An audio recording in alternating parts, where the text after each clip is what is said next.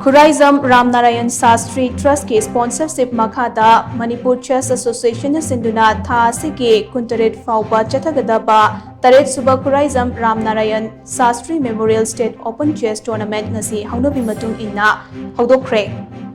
कैसामथोंग लेबा Ramlal Paul higher secondary school दा पांगथोकिबा टूर्नामेंट हौदोकपगी थौरम अदुदा थंबाल मरिक कॉलेज ओइनाम गे principal professor Khuraijam Mohan Manipur Chess Association के advisor Thongam Nabachandra founder member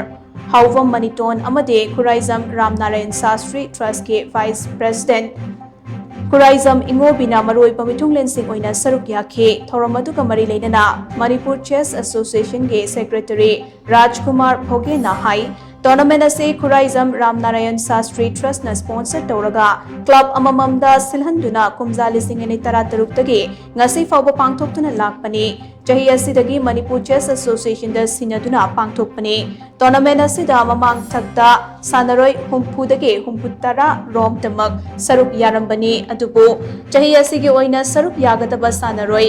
मरिफुतरा की मथक्ता लाकपा असे अफबा खुदम अमनी चेस हाइबा मसाना से ओजा नाइना तमलकलबसो प्रैक्टिकल वाटलबदे थुना improvement Lakpa ngamdaba maramna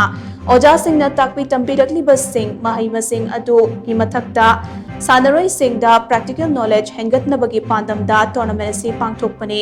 Manipur fun वाटपगी खुदोंग चादबा कया मायोकनबना टूर्नामेंट असे टोइना सिनबा ngamlamdabani अदुबो मखा ताना टूर्नामेंट कया सिंधुना सानरोय सिंगी पुकनिंग थौगतनबगी पांदम थमले आसाम ददी था अमगी मनुंगदा टूर्नामेंट मसिंग खंगदना सिनबना सानरोय सिंगदा अचौबा खुदोंग चाबा अमा फंगहनबा ngamle मतौ अदुगुमना मणिपुर की सानरोय सिंगदसु खुदोंग चाबा सिंग अदु फंगहनबा चही की कैटेगरी की मतुंग इना मखा ताबदा तोंगान तोंगानबा टूर्नामेंट कया पांगथोकनबा पांदम थमली हाइनसो महाकना मखा ताना फोंदोखी टूर्नामेंट तौजरिबसी प्लेयर सिंगसी होगी प्रैक्टिकल होइना सानबा वाट लबदी इंप्रूवमेंट सिदा यामना थुना तौगदबसी हंदबा अदुना मखोय सिंगसिगी सानहनबा मदुगिदमता मरुइना खुना टूर्नामेंट से सिंजबने अतोप टूर्नामेंट कयामसु मथंगदंग सिलानी अखोइगा असमगा चांगदमनबदा असमदती चहीमदा टूर्नामेंट सि शेड्यूल तौनबा मतम लेतबदौना थामदा टूर्नामेंट मरी मंगा अचौ चौ टूर्नामेंट सु पांथोय मसि अखोइना फनगी समस्या सिना मसि अयामबने अखोइना अदुना होजे अखोइसु मथंगी थादगी अखोइ टूर्नामेंट सि एस कैटेगरी मथंग अखोइ पांथोक चरनी